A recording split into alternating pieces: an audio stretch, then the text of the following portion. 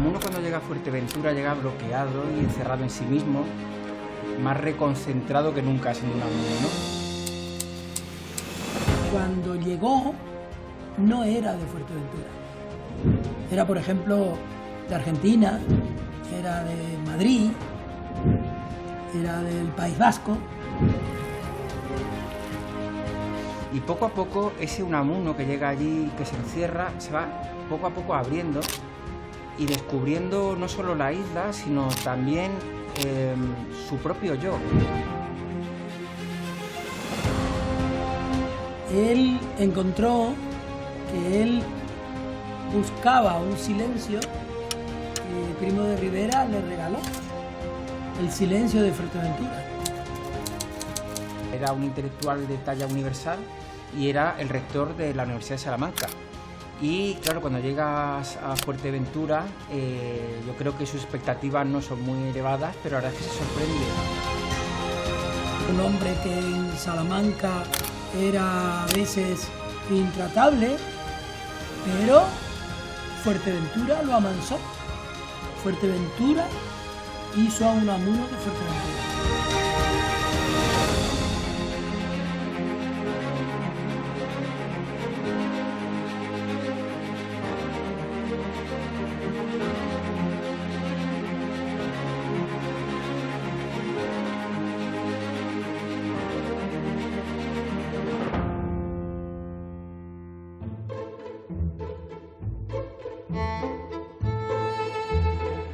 ¿Por qué se interesan ustedes en la figura de Unamuno? De estudiantes teníamos un catedrático que nos dio la pasión de Unamuno a través de Paz en la Guerra, que es una novela, sí, pero que nos gustó mucho. El año 1969 éramos estudiantes y tuvimos la suerte de conseguir una beca para ir a los cursos de verano de la Universidad de Salamanca. Y así fue un flechazo para la ciudad. Y luego, cuando hice la tesis, escogí como tema la ciudad de Salamanca a finales del siglo XIX. Y enseguida me topé con la figura de Miguel de Unamuno. Así que el subtítulo es Guerra y Paz en la Salamanca del joven Unamuno. Y descubren toda la dimensión de un personaje complejo que estuvo desterrado en Canarias. ¿Qué son las cartas del destierro? Se cartea con muchos políticos y hay que saber que hubo una reacción enorme en Europa, por ejemplo, y en América Latina contra el confinamiento de Unamuno, porque estaba confinado en Canarias y él empezó a organizar una resistencia desde Fuerteventura. Al leer las cartas vemos que fue una especie de momento de descanso, una pausa, porque lo que más le interesó fue el paisaje. Don Miguel llega con la angustia de un desterrado a una isla empobrecida y sedienta, pero le esperan largos paseos y animadas tertulias al socaire de la mansedumbre insular. Y en este contexto propicio a su naturaleza observadora, Don Miguel encontrará no solamente un refugio, sino conocimiento. Esta es su historia.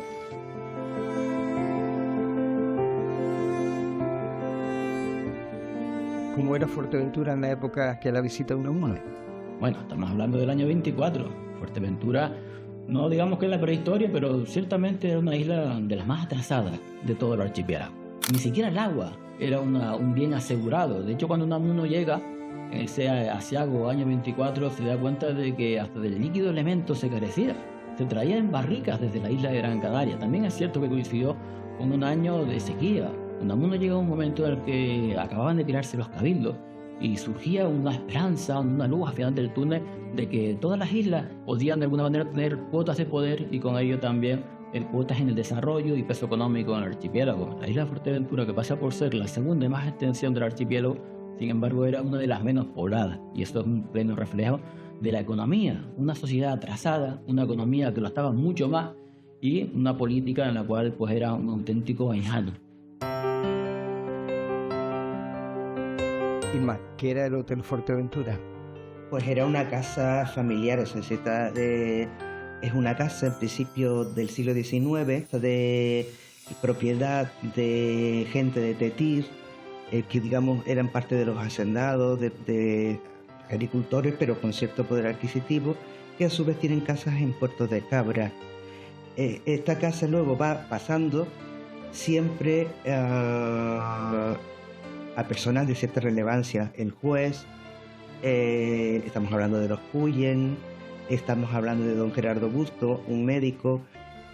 ¿Pero por qué se llamó Hotel Fuerteventura? ¿No llegó a ser un hotel? Ah, sí, lógicamente fue hotel. En la época que vino, que llegó a Unamuno a Fuerteventura, era el hotel, estaba regentado por don Paco Medina, y yo creo que era un inquilino, era realmente un inquilino, él lo utilizaba, no era propietario de la casa, lo usaba para ganarse la vida, como hostelero.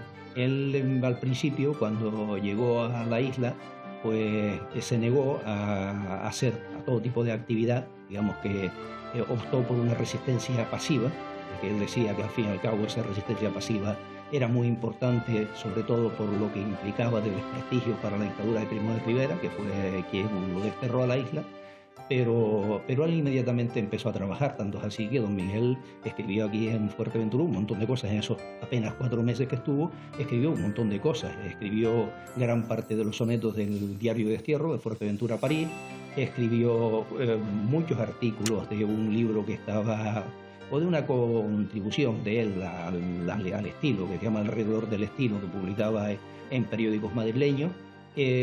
Publicó también un montón de artículos relacionados con la historia y con la etnografía de Fuerteventura y de la correspondencia. Él era una persona que, en fin, se carteaba con la florinata, digamos, de la intelectualidad del mundo hispánico y del mundo europeo.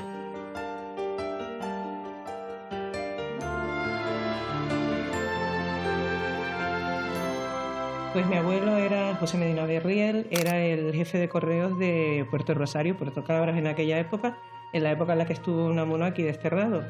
Y la relación era que se hicieron amigos porque mi abuelo le pasaba las cartas directamente a Unamuno, las que recibía de su familia, cuando en principio tenía que dárselas primero a la Benemérita, a la Guardia Civil, para que las leyeran, o sea que hubiera una conspiración en cierne. Pero a mi abuelo no le parecía moralmente correcto y se las daba. Entonces él venía al despacho y le daba las cartas, que la mayoría eran de su familia, de su esposa. Y bueno, y entablaron una amistad. Y se enteraron, no sé cómo, porque eso no mi madre cuando le pregunto, pero ¿cómo se enteraron que le estaba pasando las cartas? No se sabe, pero se enteraron. Y a mi abuelo lo mandaron para Las Palmas. Lo destituyeron una temporadita como represalia. Y contestaba a todas y cada una de las cartas que recibía. Y era una correspondencia que en ocasiones estaban en torno a las 50, 80 cartas. No fueran diarias, sino a lo mejor semanales. Eso suponía una inversión de tiempo importante. Creo que por aquí hay algunas figuritas que hacía don Miguel que tienen que ver también con tu familia, ¿no? Sí, porque al hilo de lo que le contaba, cuando él venía a buscar el correo, cuando se sentaba con él, pues ellos hablaban de lo divino, lo humano. Mi abuelo era muy monárquico, todos sabemos que Unamuno era muy republicano, pero se llevaban muy bien y mientras hablaban, pues Unamuno iba haciendo las pajaritas, que luego se las regaló. En la que es un ganso que pone Alfonso XIII, debajo ponía el ganso real y mi abuelo se la cortó porque eso no le parecía correcto. Pero no le pareció mal que el cerdo fuera Primo de Rivera, que ponía ahí Primo de Rivera. Eso no le pareció mal, eso lo dejó como estaba. Pero Alfonso XII, lo del ganso real, Alfonso XIII, perdona, lo del ganso real no le pareció bien. Y por eso tiene el ala cortada.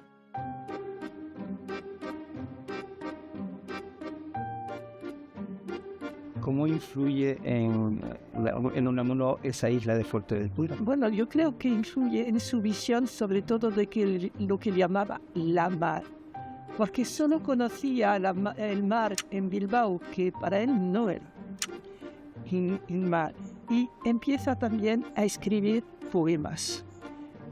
sí, ya desde hacía mucho quería ser poeta, porque es verdad que no se sabe que Unamuno quería ante todo ser poeta y no pudo serlo verdaderamente, pero el destierro es un momento en que empieza de nuevo a escribir poemas de combate, pero también de celebración de Fuerteventura, de la isla. Y aparece, como diría, el hombre de carne y hueso, con toda su sinceridad. Fue desterrado a la isla sin juicio, y eso es algo que mucha gente desconoce. No tuvo la posibilidad ni siquiera de defenderse, dado que se le condenó por ser alguien que podía infectar al resto de la sociedad. Nos encontramos en los inicios de la dictadura de Primo de Rivera. En pleno inicio de esta dictadura, la censura acampaba a sus anchas y Unamuno, junto con Soriano, pues eran de los más críticos a nivel de toda la sociedad. Él venía atormentado, venía amargado porque le habían quitado el vicerrectorado de la universidad, el decanato de la Facultad de Filosofía y Letras, la cátedra de griego. Dejaba atrás una familia de un montón de hijos, creo que tenía 9 hijos. Y claro, seguramente no vendría encantado de la vida, venía a cumplir un castigo. ¿Quién era Rodrigo Soriano? Bueno, él no vino solo, él vino acompañado, y mal acompañado pues se llevaban muy mal. Rodrigo Soriano y Unamuno no se podían ni ver. Rodrigo Soriano a la altura de 1924 no era tan célebre como Unamuno, pero no era un cualquiera. Rodrigo Soriano se había licenciado en Derecho, pero había trabajado muy poco como abogado. Se había dedicado al periodismo y a la edición sobre todo. Había empezado siendo crítico de arte en el diario La Época y después había derivado hacia otros temas más políticos, ¿vale? En el periodismo, hacia la edición y también la política. Fue diputado desde 1901 hasta 1916, fue diputado en distintos pequeños partidos de naturaleza republicana. Y bueno, también era un escritor y era un político bastante beligerante, bastante crítico, y eso pues le llevó al destierro junto a Unamuno en esta isla. ¿Cómo se veían los vaivenes políticos de la España de la época aquí en Fuerteventura? Unamuno, por ejemplo, cuando estaba aquí, pues decía que el interés político era mucho, pero de una familia que sí sabían leer, sabían escribir, lo que de alguna manera controlaban, digamos, las instituciones y también la economía hasta cierto punto. Uno de esa familia fue los Castañeira, no se nos escapa. Había otras como los Velázquez y algunas más. Desde luego él los hace suyo en lo que escribe y los recuerdos que existen de Unamuno, en las entrevistas que posteriormente a gente que se le conoce aparece en la prensa histórica. Siempre se habla de un hombre accesible, de un hombre sin prepotencia, con mucho carácter, ¿no? No se calla, va en contra de esto y de lo otro. La esencia de los propios majoreros fue un bálsamo para su vida, para sus preocupaciones vitales, que es lo que le preocupaba, es la agonía de España, y le preocupaba efectivamente también la literatura. La figura de Don Quijote era tan importante que entre los 4 libros que él traía en la maleta, uno de ellos era Don Quijote de la Mancha. Aquí en la isla tenía varios amigos que fue haciendo. Lo primero fue la familia Castañeira, pero no fue casual. Ramón Castañeira, el chamán, va a recogerlo, a apoyarle ya desde que llega a Las Palmas. Desde que llega a Las Palmas, lo va a esperar al muelle precisamente. Y los Castañeira van a ser la familia, el pilar fundamental de sobre todo Unamuno y menos de Soriano. Ramón Castañeira chamán, que era mi tío abuelo y padrino de bautismo mío, no tuvo hijos. Desde pequeño a mí siempre oí hablar de la figura de Unamuno y relacionada con Ramón. Entonces siempre tuve la curiosidad, me contaba varias anécdotas. La visión de Unamuno desde otro punto de vista, no desde el estudioso, sino del que lo conoció personalmente. Y nos cuenta que era alto, que eso impresionó su mirada, que tenía mucho sentido del humor, aunque no se reía. La visión de Ramón, que fue la que de alguna manera me ha trasladado a mí, nos acerca bastante al personaje de Unamuno. Ahí todas esas cartas y todos esos escritos que cruza con Ramón, tu tío abuelo, ¿Conserva la familia alguno de ellos? Sé que algunos los han cedido a este museo, ¿no? Pero ¿conservan algún recuerdo personal? Bueno, sí, muchos de ellos están en la Casa Museo de Salamanca. Bueno, sobre todo las que escribió Ramón a don Miguel.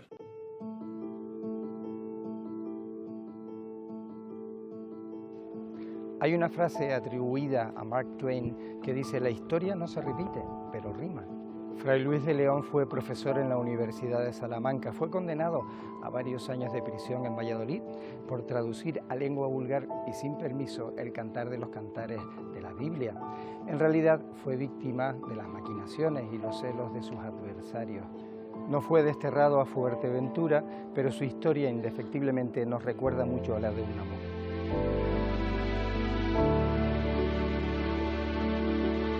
En esta casa vivió Miguel de Unamuno. Esto quiere decir que realmente respiramos el aire que él respiró y pisamos por donde él pisó, lo cual siempre crea muchísima emoción. Él vivió aquí cuando era rector, los 14 años de su rectorado. Tuvo la amabilidad con la universidad de regalar su biblioteca poco antes de morir, y años después la familia de Miguel de Unamuno, que es algo que siempre me gusta destacar, vendió todo el archivo de su padre al Estado con la condición de que quedara aquí depositado. ¿Qué quiere decir esto? Que estamos ante un modelo de casa-museo muy completo, porque por una parte tenemos los mobiliarios y enseres originales de la familia Unamuno y somos un potentísimo centro de investigación al tener todos los fondos, la parte de la biblioteca, sus manuscritos, su correspondencia, sus dibujos, sus pajaritas. Conservamos 25.000 cartas recibidas por Miguel de Unamuno de gente de todo el mundo.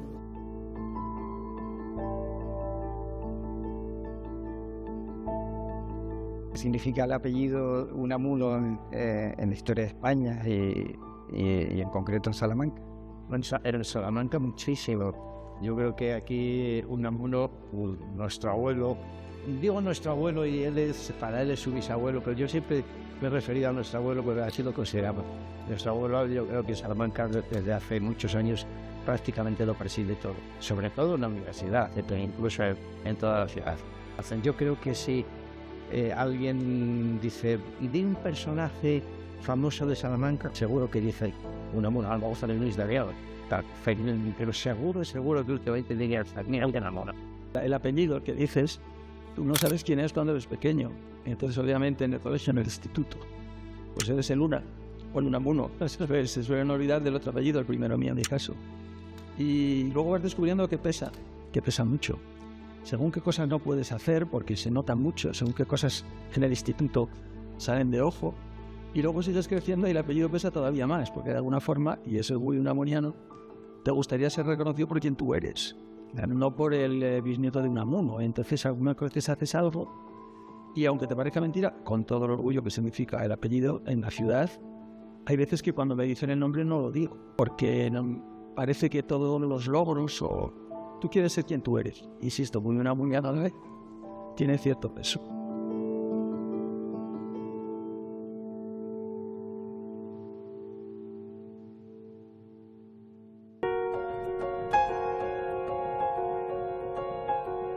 Al ser desterrados Gel y Soriano, tuvieron que tener alguna relación con quienes los supuestamente custodiaban. ¿Cómo fue esa relación? Bueno, la relación fue muy grata. Fue muy grata. Al principio existía cierto recelo por parte de Unamuno y Soriano de que si vieran algún tipo de acción extraña, pues podían haber considerado que era de aplicar la ley de fuga, que significaba que en caso de ver algo, pues dispararle sin preguntarle, sin nada. Primero disparar y después preguntar. Pero al poco, ese trato va cambiando, sobre todo en base a las famosas tertulias mirando al mar que se realizaban donde está hoy en día el edificio Unamuno, precisamente llamado así, en su consideración, en su recuerdo. Y ahí tenían las famosas tertulias mirando al mar. Allí se reunían con la élite más o menos cultural, económica, institucional de Puerto de Cabra, que era un pueblo, la capital, pero un pueblo en verdad muy reducido. Y allí se aburría la Guardia Civil, se aburría muchísimo. Entonces, vamos a dejar tranquilos a los niños, los llamaban así, a los niños, ¿no? La tertulia se hace en los dos sitios, eso es delante de la casa de don Ramón Castañeira, que no es la visión que tenemos ahora, sería una visión con el mar enfrente, con todo el movimiento, bueno, pequeño movimiento que pudiera haber de barcos.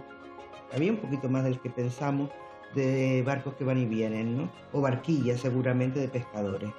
Y luego estaba la tertulia, que son las fotos en que realmente aparece, que son delante justo de una de las habitaciones de la casa.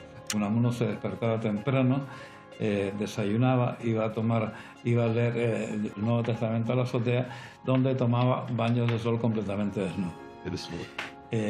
Eso le crea más un problema con el posadero, con el señor Medina, porque el señor Medina, eso ya me lo cuenta Ramón, le dijo: mire, don Miguel, la gente le está tomando sol desnudo, pues la gente lo está mirando mal y tengo que exagerar. Y Ramón me contó que la contestación que le dio don Miguel al posadero, muy propia de don Miguel, me parece a mí, dice: yo no los miro, que no me miren ellos tampoco a mí, ¿no?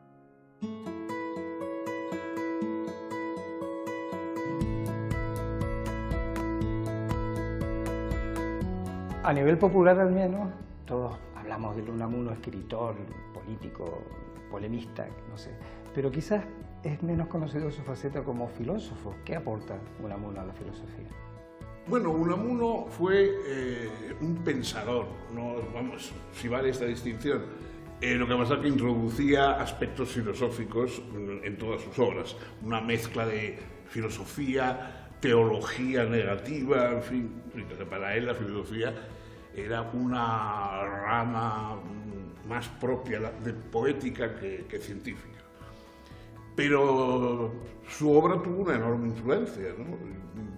Realmente yo creo que no se recuerda lo suficiente la importancia que tuvo Unamuno en Europa, no ya aquí en España, por supuesto, en Europa, ¿no? O sea, era una figura extraordinariamente, un influencer antes de que ese término existiera, y era enormemente, vamos, incluso por su propio aspecto físico, ¿no? Esa idea respondía a la idea quijotesca que tienen los europeos de los españoles. Entonces, pues, los dos mejores pensadores que ha habido en España, que coincidieron en el siglo XX, que fueron Ortega y Unamuno, los dos fueron excelentes escritores, pero hoy Ortega ya parece un poquito acartonado, o sea, hace un poquito demasiado cursi, por ser demasiado exagerado, parece un poco cursi a veces. En cambio, Unamuno tiene una cosa brusca, rupturista, que es muy moderna, o sea, que tiene trozos, a pesar de que sus ideas pueden ser más arcaicas en muchos aspectos que las de Ortega, pero en cambio su estilo bronco, etcétera, es más propio de la actualidad que el de Ortega, ¿no? Sin embargo, ese estilo bronco no lo vemos los canarios reflejado en sus sonetos de Fuerteventura, París. Quizás el Unamuno desterrado se dulcifica más en su poesía. Bueno, curiosamente, yo creo que se remansó un poco Unamuno en Fuerteventura, ¿no? O sea, es decir, llevaba una vida muy agitada, muy de cenáculos, de tertulias, de enfrentamientos, etc. Y allí, curiosamente, el exilio lo que lo hizo fue relajarle. Entonces, se encontró en un mundo más natural, ¿no? Menos artificioso de enfrentamientos, etc. A mí lo que me da la sensación es como de una pausa, ¿no? O sea, en una vida, y sobre todo agitada, no solamente por las circunstancias históricas, que lo fueron, sino por su propio carácter, ¿no? Un carácter que a cualquier chispita inmediatamente se encendía, ¿no? Y entonces, en cambio, yo creo que allí descubre, pues, la placidez de una vida un poco más alejada del caldo europeo. Entonces, en cambio, el paisaje más reposado, más africano, digamos, de alguna manera, que había ahí en Canarias, yo creo, pero vamos, lo digo sin ninguna pretensión de autoridad, que le relajó y que le reveló ese lado más contemplativo, más místico que también tuvo Unamuno. Yo creo que esa se fortaleció allí en Fuerteventura.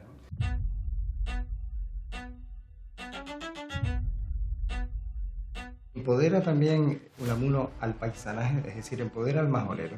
También. Fue una redención tanto para Fuerteventura, considerada tradicionalmente lugar maldito, lugar seco, lugar donde que mata a sus habitantes de hambre, tanto así que él la llama, no, Fuerteventura no es un desierto, es un oasis en el desierto de la civilización, redime a la isla de Fuerteventura, pero también redime a los majoreros.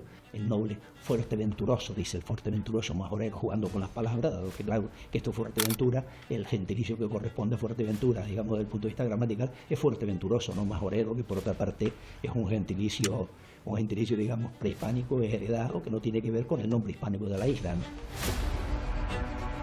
Tengamos en cuenta que nosotros tenemos una gran ruptura de este país, que es la guerra civil, y eso hace que empiece a hablarse mal de Unamuno en general y a denostarlo todo lo que se pueda, y empiezan pues los bulos, todo el bulo de que Fuerteventura era el desierto de la civilización. Se le hace una lectura retorcida, muy torticera, y se dice, es que decía que esto era lo último, no era nada, no era todo lo contrario.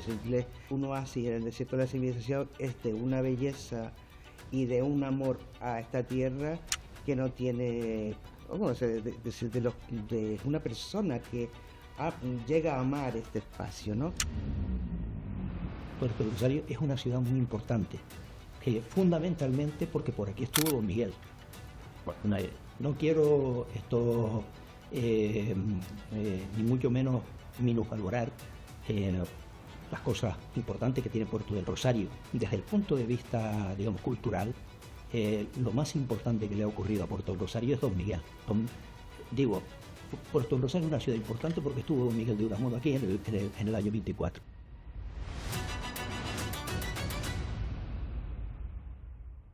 Realmente Fuerteventura dejó huella muy, muy importante en nuestro abuelo, mucho. No volvió, a pesar de que lo prometió a sus grandes amigos de Fuerteventura, prometió que volvería, pero no pudo volver, se fueron torciendo las cosas, ¿no?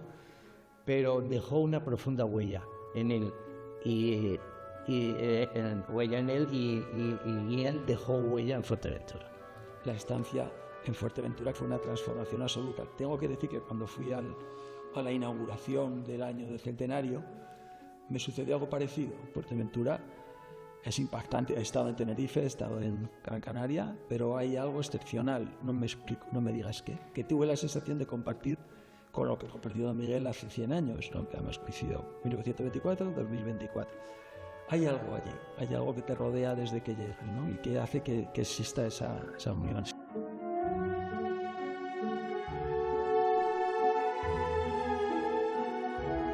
¿Vienen aquí personas interesadas en la figura de Unamuno? Sí, pero desde siempre, o sea, desde que lo abrimos.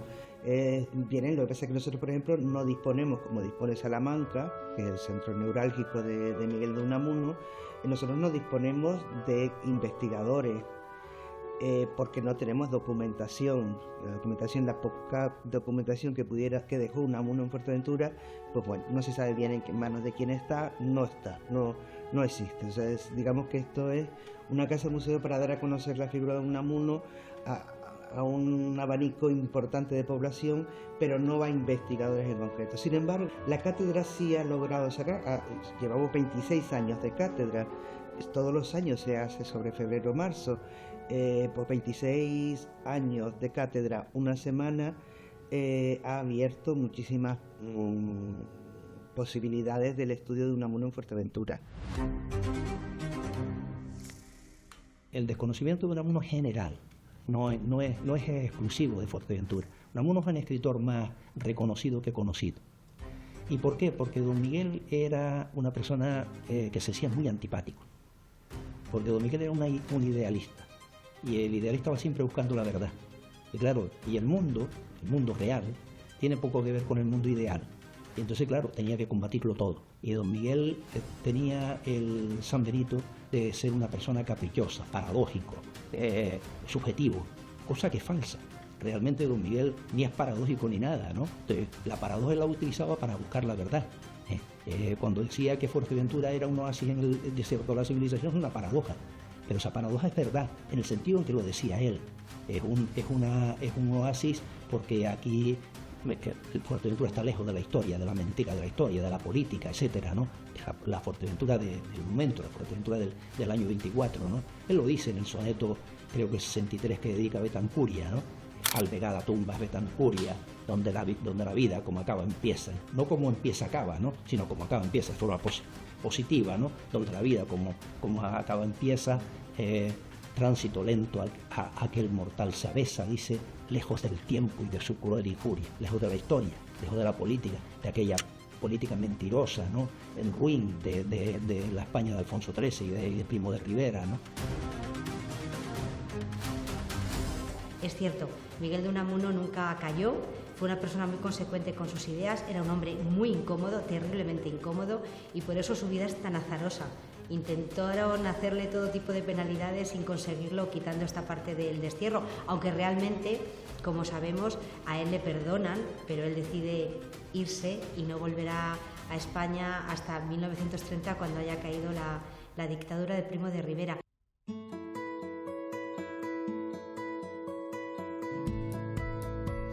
¿Qué podemos sacar de ese Unamuno que pueda extrapolarse a hoy? Su inconformismo. Yo creo que una de las cualidades más admirables, ¿no?, de Unamuno fue que no se conformaba. O sea, no se conformaba ni con unos ni con otros, ¿no? Constantemente estaba... el otro día alguien sacaba un artículo y mencionaba un titular de periódico de la época de Unamuno que decía: por fin habló Unamuno y no contentó ni a unos ni a otros. Y eso es muy característico de Unamuno. O sea, cuando se metía en un asunto, no era para apoyar a unos y otros, sino para enfrentarse con unos y con otros, ¿no? O sea, no tenía ese afán o esa capacidad de descubrir los aspectos malos, negativos que tenían todas las ideas. Entonces él no se conformaba. Era un hombre que podría haber sido lo que hubiera querido. De hecho, pues la República le dio el rectorado, en fin, probablemente incluso esos grandes premios, el Nobel, todos los hubieran podido venir si hubiera sido un hombre más conformista, más clasificable, ¿no?, más fácil de clasificar. Prefirió mantenerse siempre al margen de todo y contra todos, ¿no? Es una de las personas por las que, aparte de la admiración y de todo lo demás y agradecimiento que puede tener uno, yo reconozco que tengo una gran simpatía por Unamuno, ¿no? O sea, probablemente no era un hombre simpático en el sentido convencional del término, pero Rafael Sánchez Ferrosio siempre decía: a mí me caen simpáticos los antipáticos. Pues bueno, él era un antipático, pero que cae simpático. Llegó llorando porque evidentemente no quería ir exiliado a ningún sitio y menos a Fuerteventura en aquel momento. Y se fue llorando por todo lo que atrás dejaba, que era amigos y el conocimiento de una tierra que sin duda lo transformó. Y curiosamente la obra de Unamuno tras el paso a Fuerteventura se humaniza. Por ejemplo, que se ve muy claramente en el poemario de Fuerteventura a París.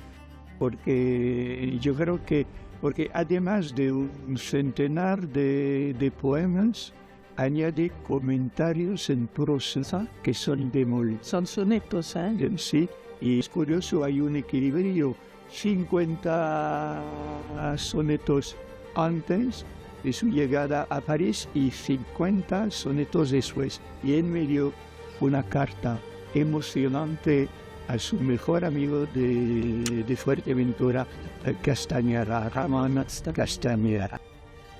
Hay un dato bonito, muy hermoso, cuando Unamuno regresa a España, cuando va de Fuerteventura a París, luego de París cruza la frontera, cuando va hacia Andaya, la primera comunicación que Unamuno realiza es a Ramón Castañeira.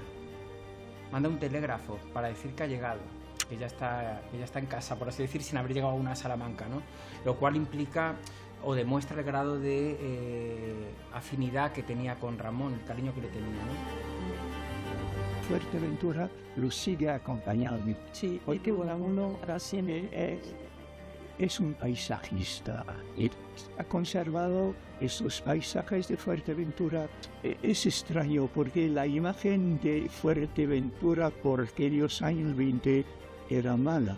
Y yo creo que Unamuno fue pionero. Sí, fue un turista antes de la moda. Sí, fue el descubridor de Fuerteventura y de las comarcas olvidadas. Ilustrísimo señor, acordado por el Directorio Militar el destierro a Fuerteventura, Canarias, de don Miguel de Unamuno y Hugo, Su Majestad el Rey, que Dios guarde, se ha servido disponer.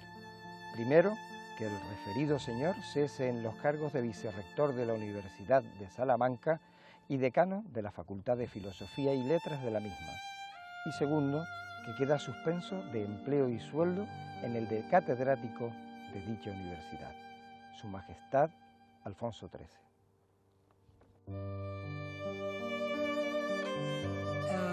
La dictadura de Primo de Rivera fue copiada luego por Franco. Y Franco fue testigo de la destrucción, de la ambición que tenía Unamuno por ver un país distinto que aquel que él creía, como Ortega y Gasset, que no era esto, no era esto.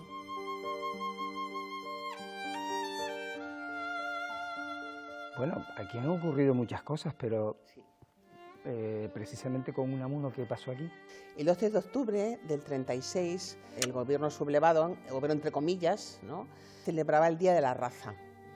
Unamuno, lógicamente, estaba reacio a esa celebración y a la misa de la catedral no quiso ir. Franco no estaba y asistió aquí en lugar de Franco. Y bueno, pues aquí hubo una exaltación por parte de Millán Astray, haciendo un matiz muy político de lo que es un sitio universitario. Y bueno, él no pensaba hablar, Unamuno, no pensaba hablar, pero con lo que estaba oyendo empezó a tomar notas en un sobre que llevaba y improvisó un discurso. Ese discurso pues le costó el puesto.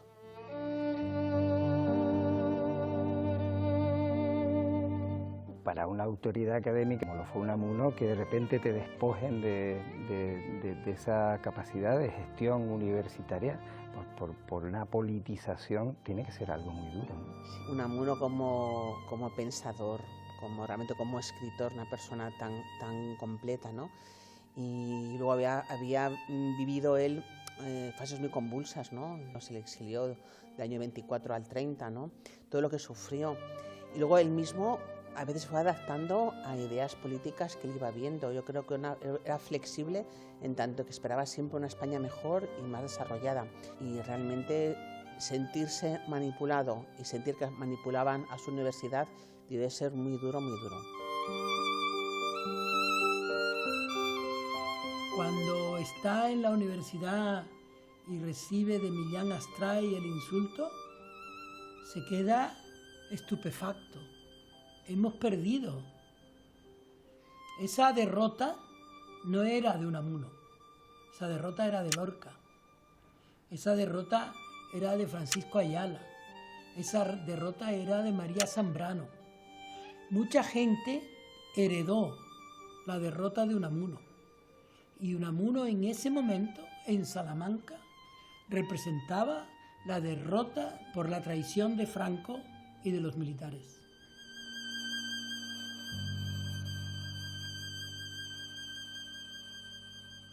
En este cementerio de Salamanca reposan los restos de don Miguel de Unamuno junto a los de su hija Salomé. Falleció el 31 de diciembre de 1936. Finalizaba la vida de la persona y comenzaba el largo periplo hacia la inmortalidad del personaje y su obra. La muerte de Unamuno fue tan repentina. Misteriosa. La muerte es misteriosa. Lo que se ha descubierto hace poco es que el último interlocutor, Bartolomé Aragón, es un hombre que me preocupa. Es un hombre que me preocupa mucho porque es un asesino. Es un asesino en Andalucía y también es director de la provincia de Huelva y un falangista duro, puro, y que organiza, por ejemplo, quemas de libros. Y entonces está solo con Miguel Unamuno. ¿Qué ocurrió? Nadie lo sabe.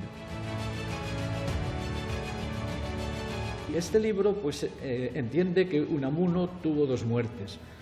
La primera es la muerte física, que tiene lugar el 31 de diciembre de 1936 en su casa de la calle Bordadores. Nosotros creemos que fue asesinado. que fue pues lo que podríamos llamar un crimen de Estado, porque la situación con Unamuno por parte de los sublevados y de Franco se había vuelto insostenible. Unamuno no lo podían fusilar, no lo podían encarcelar, pero tampoco podían dejarlo libre porque estaba haciendo declaraciones tremendas contra el bando de los sublevados, e incluso mandando cartas al exterior, etcétera, que podían tener un gran efecto, ¿no? De modo que había que deshacerse de él, y nosotros creemos que lo asesinan esa tarde del último día del año 36. Pero hay otra segunda muerte que es todavía peor, es lo que podemos llamar la muerte simbólica. La muerte simbólica quiere decir que no se conformaron solo con asesinar a Unamuno, con retirarlo, con neutralizarlo, sino que también quisieron utilizarlo propagandísticamente. Ya sabemos que las guerras no se hacen solo con las armas, sino que hay también un instrumento poderoso que es la prensa, los medios de comunicación, la propaganda, que es muy efectiva, ahora y siempre. Y en aquel momento hay que recordar que la Oficina de Prensa y Propaganda estaba en Salamanca y la dirigía nada menos que Millán Astray. Y para ella pues colaboraban muchos falangistas, algunos muy buenos escritores, etc. Entonces, desde el primer momento hay una utilización ya del cadáver, pero sobre todo de la figura de Unamuno, al que se vela y se entierra como uno de los suyos, como un falangista. Unamuno está inmortalizado en Fuerteventura con esta estatua de Juan Borges en Montaña Quemada, un lugar que el escritor citó como su posible última morada. A cielo abierto se muestra en su isla de libertad, paréntesis de una vida intensa y difícil. Y aquí lo encontraremos con la mirada de un tiempo sereno, lanzando al viento majorero los pensamientos y los versos de un alma andariega. La media luna es una cuna, quien la brisa, y el niño de la media luna, que sueños risa. La media luna es una cuna, quien la mece, y el niño de la media luna, para quien crece.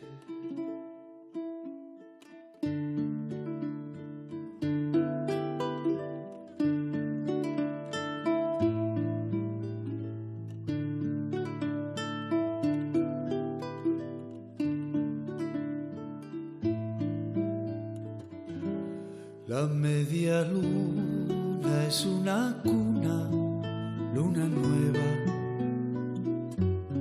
y al niño de la media luna, quien me lo lleva.